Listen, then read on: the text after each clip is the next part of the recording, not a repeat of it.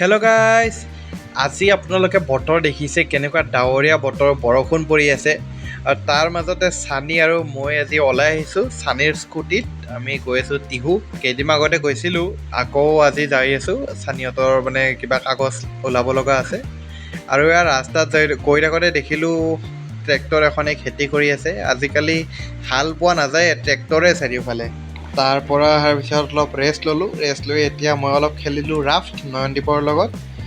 তাকে এতিয়া অলপ আতচবাজি কৰি আছোঁ।